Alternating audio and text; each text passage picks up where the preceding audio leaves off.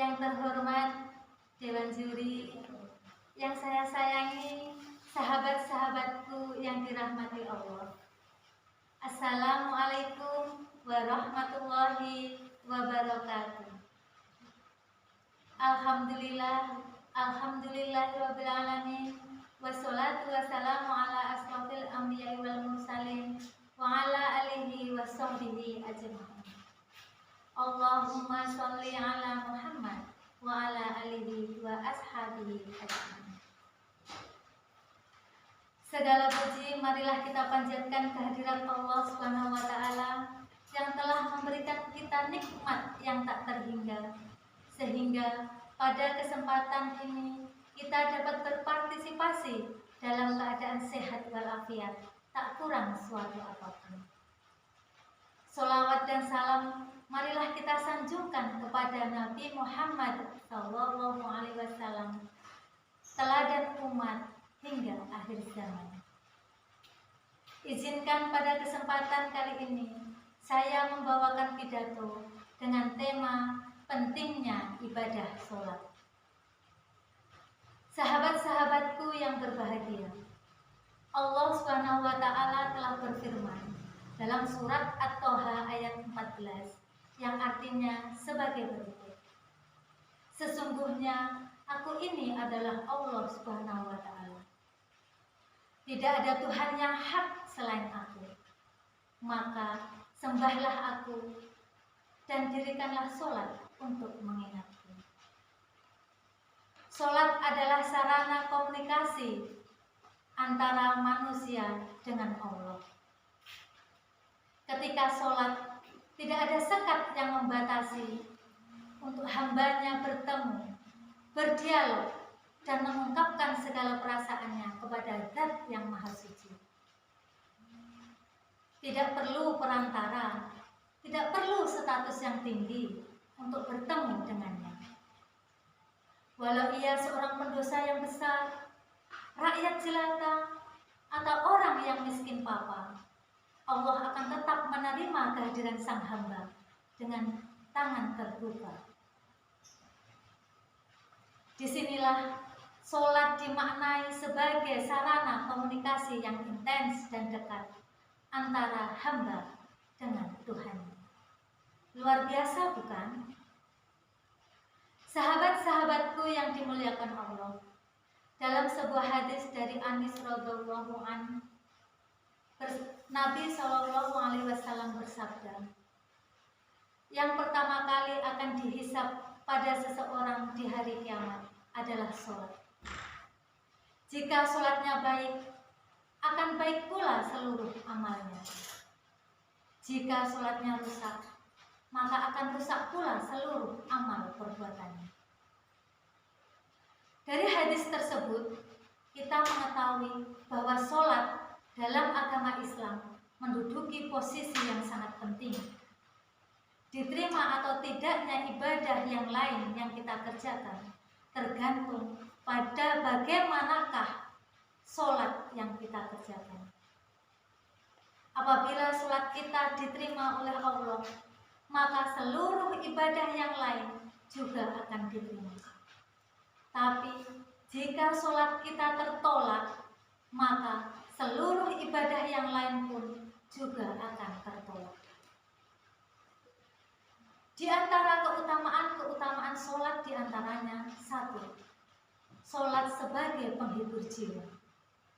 Sesungguhnya sholat itu atas izin Allah sangatlah cukup untuk hanya sekedar menyirnakan kesedihan dan kerisauan.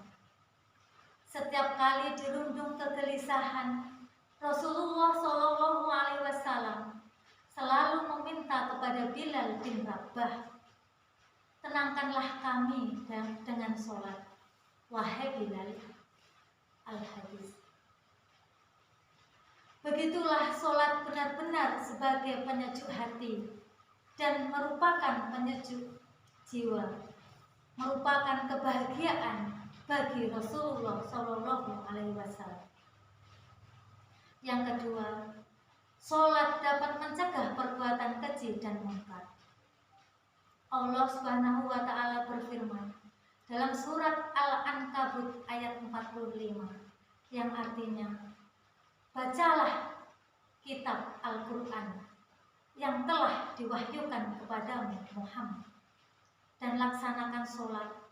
Sesungguhnya sholat itu keutamaannya lebih besar.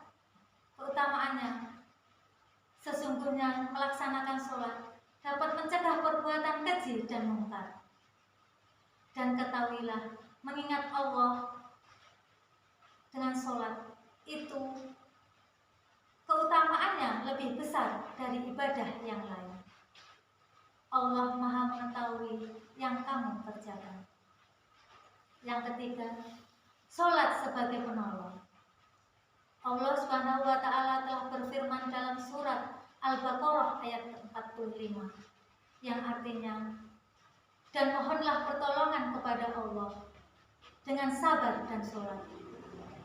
Dan sholat itu sungguh berat kecuali bagi orang-orang yang khusyuk. Ayat di atas sudah sangat jelas menerangkan kepada kita bahwa sholat adalah cara kita meminta pertolongan kepada Allah.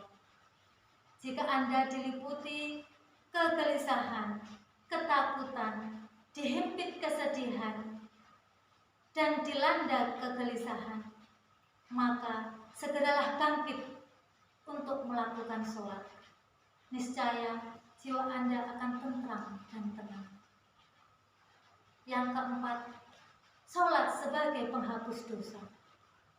Salah satu pahala yang agung dari ibadah sholat adalah sebab dosa-dosa terampuni dan terhapusnya kesalahan-kesalahan.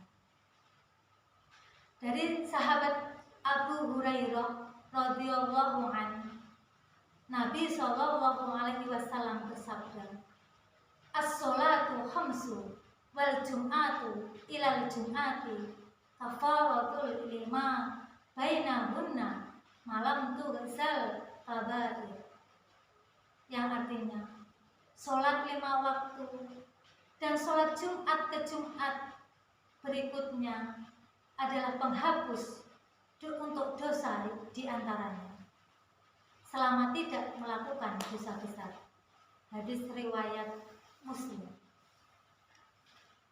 Sahabat-sahabatku yang dimuliakan Allah, marilah kita senantiasa memperbaiki sholat kita agar keutamaan-keutamaan sholat dapat kita rasakan. Sesibuk apapun kita, sepenting apapun urusan kita, dan sesulit apapun keadaan kita, marilah kita tetap menjaga dan mendirikan sholat. Akhirul kalam, semoga apa yang saya sampaikan bermanfaat. Mohon maaf apabila banyak salah dan kurang. Wassalamualaikum warahmatullahi wabarakatuh.